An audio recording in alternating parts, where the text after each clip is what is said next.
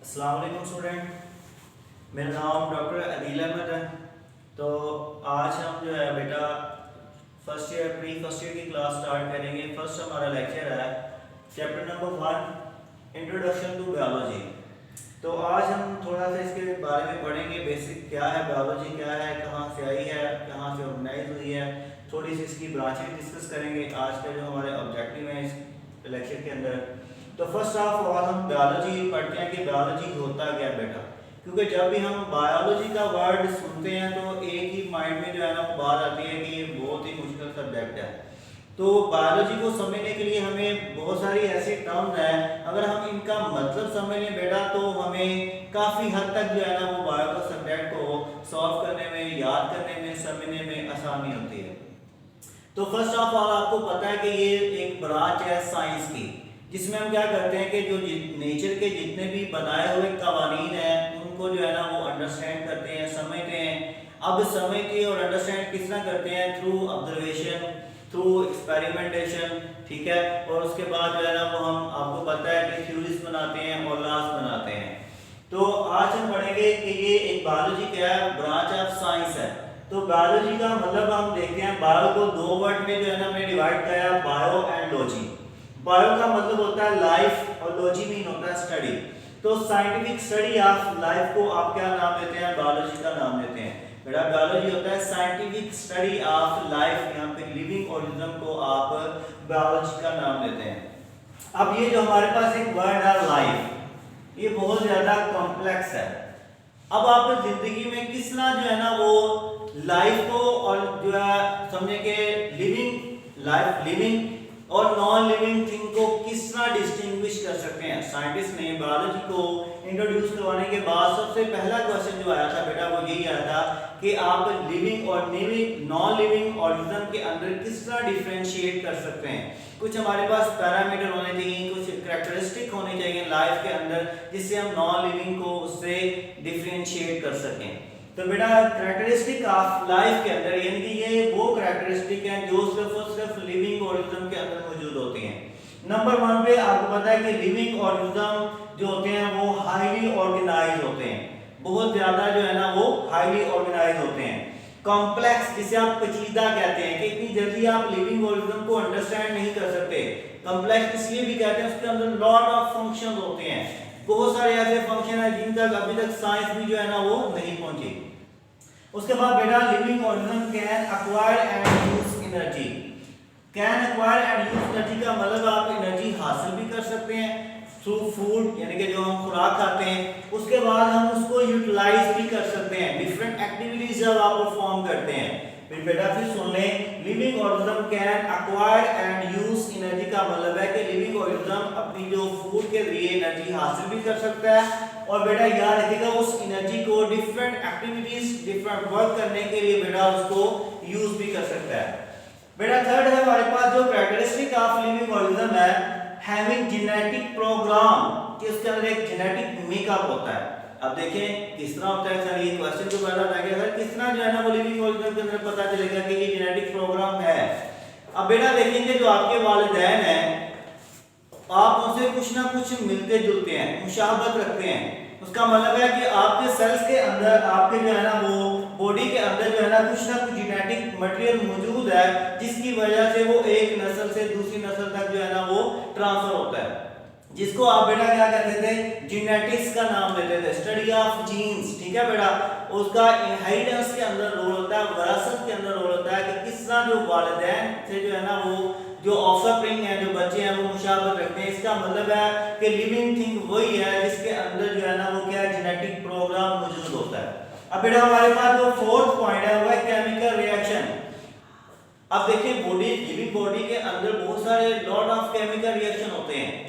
For example respiration है, respiration के अंदर देखिए जब आप इनहेल करते हैं ऑक्सीजन बॉडी के अंदर जाती है, कार्बन डाइऑक्साइड बाहर आती है, तो ये सारे केमिकल रिएक्शन हो रहे हैं। अगर हम प्लांट्स की बात करें, प्लांट्स भी लिविंग ऑर्गेनिज्म है, उसकी बॉडी के अंदर फोटोसिंथेसिस का प्रोसेस हो रहा है, किस तरह वो CO2, वाटर और लाइट मिलती हैं बेटा, और ग्लूकोज आपके पास बनता है, प्लस आपके पास जो है ना एनर्जी बनती है, प्लस आपके पास ऑक्सीजन रिलीज होती है। तो इसके पीछे वो बहुत सारी जो है ना वो है, तो केमिकल रिएक्शन भी मतलब के लिविंग ऑर्गेनिज्म की बॉडी के अंदर होते हैं।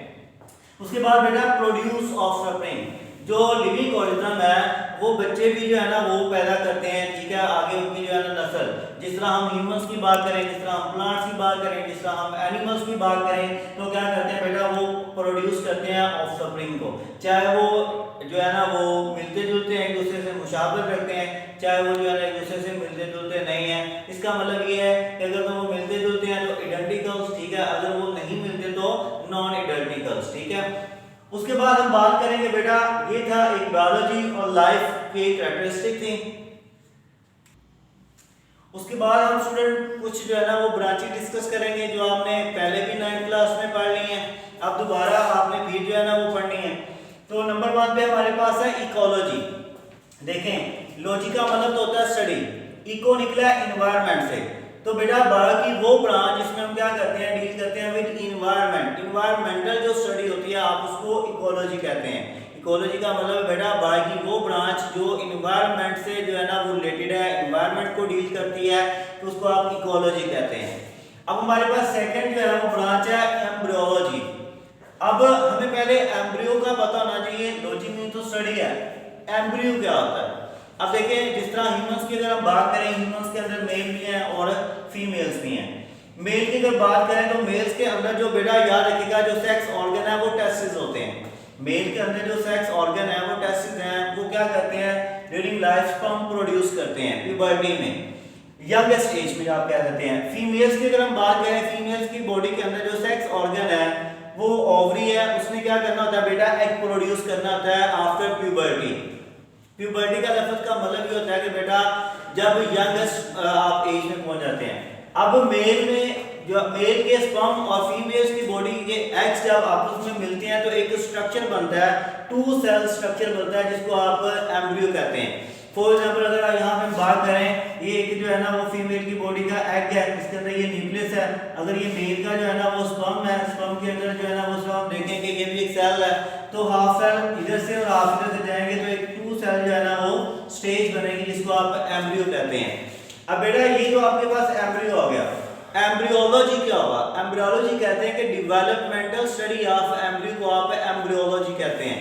जिस तरह आप जानते हैं ह्यूमंस के अंदर जो गेस्टेशन पीरियड है, प्रेगनेंसी पीरियड है, वो 9th मंथ होता है, तो किस दिन से ये एम्ब्रियो बना और कब जो है ना बेटा जी डिलीवरी होगी, किस दिन जो है ना वो प्रेगनेंसी कंप्लीट होती है, उस दौरान 9th मंथ के दौरान आप साइंटिस्ट बताते हैं किस डे पे बच्चे की जो है ना बेबी की हार्ट बीट डेवलप हुई, किस डे पे जो है ना वो बोन्स डेवलप हुई, किस डेज पे जो है ना वो नर्वस सिस्टम जो है ना वो डेवलप हुआ। आइदर अब तो ये भी जो है ना वो आप जो है ना वो पता कर सकते हैं थ्रू अल्ट्रासाउंड के आने वाला जो बेबी है वो मेल है या आइदर जो है ना वो फीमेल है। तो वो सारा किस वजह से है, सिर्फ और सिर्फ एम्ब्रियोलॉजी के बारे में। ये मेजर एक सब्जेक्ट है जो आप एमबीबीएस में तकरीबन जो है ना वो पढ़ते हैं, डिटेल से पढ़ते हैं, एक एक चीज आपने इसके बारे में डिस्कस करनी होती है। उसके बाद अगर हम बात करें बेटा फिजियोलॉजी, थर्ड हमारे पास ब्रांच है फिजियोलॉजी। फिजियो का मतलब होता है फंक्शन, लॉजी का मतलब होता है स्टडी। तो बायो की ऐसी ब्रांच जिसमें हम लिविंग ऑर्गेनिज्म की जो फंक्शनल स्टडी को डिस्कस करते हैं आप उसको फिजियोलॉजी कहते हैं। अब फॉर एग्जांपल अब देखें हमारी बॉडी के अंदर डिफरेंट ऑर्गन है, ऑर्गन सिस्टम है, हर ऑर्गन सिस्टम का अलग अलग डिफरेंट फंक्शन है। फॉर एग्जांपल अगर हम आइज की बात करें, आइज का काम क्या करना है, सिर्फ साइट देखना है, सीन करना है। अगर यही काम जो है ना वो आप ईयर को कहते हैं तो वो तो नहीं कर सकता। तो फिजियोलॉजी का मतलब होता है functional study of living organism, her body के ऑर्गन का, हर सेल का, हर जो है ना वो ऑर्गन सिस्टम का एक अपना प्रॉपर फंक्शन है, उसकी स्टडी को आप उसकी फिजियोलॉजी कहते हैं। अब ये फंक्शन स्टडी उस ऑर्गन की, उस सेल की, उस जो है ना उस सिस्टम की फिजियोलॉजी होती है। नेक्स्ट हमारे पास है बेटा मॉर्फोलॉजी और एनाटॉमी। मॉर्फोलॉजी और एनाटॉमी में आप एक काम करते हैं, स्ट्रक्चरल स्टडी ही करते हैं, लेकिन मॉर्फो का मतलब होता है स्ट्रक्चर, यानी कि स्ट्रक्चरल स्टडी ही करते हैं, लेकिन आप इसमें एक्सटर्नल जो है ना वो स्टडी करते हैं लिविंग ऑर्गेनिज्म की। फॉर एग्जांपल अगर आप प्लांट्स को देख रहे हैं, डिफरेंट प्लांट्स को, तो आप बाहर के जो स्ट्रक्चर है उसे देख के बता सकते हैं कि ये कौन सा प्लांट है। उसके बाद अगर हम एनाटॉमी की बात करें तो एनाटॉमी कहते हैं बेटा इंटरनल जो स्ट्रक्चर है उनकी स्टडी को। जिस तरह एनाटॉमी एक सब्जेक्ट है, एमबीबीएस में पढ़ाया जाता है 2 साल, उसमें आप पूरी बॉडी के ऑर्गन्स को ओपन करके पढ़ते हैं, डिस्कस करते हैं। फॉर एग्जांपल किस तरह पता चलता है कि आपको ये हार्ट की शेप इसी तरह की है, स्टमक की शेप इस तरह की है, जो लीवर है वो इस तरह का नजर आता है। इसका मतलब है कि साइंटिस्ट ने काम किया हुआ है उसकी स्टडी को, इंटरनल स्टडी को, और उसको एक ब्रांच के अंदर लिखा हुआ है, आप उसको एनाटॉमी कहते हैं। बेटा फिर याद रखिएगा जब आपको आना है इसमें डिफरेंशिएट, जो मॉर्फोलॉजी है वो भी स्ट्रक्चरल स्टडी है, एनाटॉमी भी स्ट्रक्चरल स्टडी है। मॉर्फोलॉजी में आप फॉर्म भी पढ़ते हैं किस तरह बनता है, लेकिन एक्सटर्नली बॉडी से बाहर, लेकिन जब आप एनाटॉमी की बात करें तो इंटरनल जो स्टडी होती है बेटा, ऑर्गन की स्टडी होती है, आप उसको एनाटॉमी का नाम लेते हैं। अब नेक्स्ट है बेटा एवोल्यूशन। अब देखें एवोल्यूशन का मतलब होता है चेंजेस, तब्दीलियां, कि आपने पहले सुना होगा कि हमारे आबाओ अजदाद यानी कि दादा परदादा पहले ऐसे थे, पहले ऐसे थे, तो वक्त के साथ साथ, वक्त गुजरने के साथ साथ जो है ना वो इन्वायरमेंट के अंदर जो है ना कुछ चेंजेस आती हैं, कुछ ह्यूमंस के अंदर, कुछ एनिमल्स के अंदर चेंजेस आती हैं, तो आप उसको एवोल्यूशन कहते हैं। तो एवोल्यूशन को कहते हैं बेटा एंसेस्ट्रल स्टडी ऑफ जो है ना वो लिविंग ऑर्गन को आप एवोल्यूशन कहते हैं। उसके बाद बेटा हमारे पास है जेनेटिक्स। जेनेटिक्स कहते हैं बेटा हेरिडिटरी को। हेरिडिटरी मतलब आपके पास जो विरासत है पेरेंट्स से आपको जो मिली है, आप उसको, उसकी स्टडी को हेरिडिटरी स्टडी कहते हैं। वो आप किस में पढ़ते हैं, जेनेटिक्स में। जेनेटिक्स का मतलब होता है स्टडी ऑफ जीन्स, कि किस तरह जो है ना वो जीन की स्टडी आप करते हैं, यहाँ पे जो है ना किस तरह कैरेक्टरिस्टिक जो है ना वो पेरेंट्स से ऑफस्प्रिंग के अंदर जो है ना वो इंट्रोड्यूस होते हैं, ट्रांसफर होते हैं, आप उसकी स्टडी को क्या कहते हैं, जेनेटिक्स कहते हैं। अब नेक्स्ट हमारे पास है जू जियोग्राफी। जू का मतलब होता है बेटा एनिमल्स, जियो का मतलब होता है अर्थ, ग्राफी का मतलब है कोई नक्शे की बात करते हैं। तो अब देखेंगे डिफरेंट जो रीजन है वर्ल्ड के, वहां पे हर रीजन के अंदर डिफरेंट एनिमल्स हैं। अर्थ के जो डिफरेंट रीजन है, हर रीजन के ऊपर डिफरेंट एनिमल्स हैं। अगर हम बात करें कुछ एनिमल्स की, कुछ एनिमल्स आते हैं जो पाकिस्तान में मौजूद हैं लेकिन अमेरिका में नहीं है, कुछ अमेरिका में ऐसे एनिमल्स हैं जो पाकिस्तान के अंदर जो है ना वो प्रेजेंट है लेकिन वहां पे मौजूद नहीं है।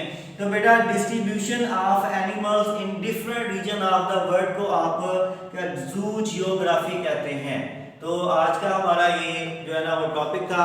नेक्स्ट हम जो है ना वो बेटा कल से नई ब्रांचेस डिस्कस करेंगे। थैंक यू, अस्सलाम वालेकुम।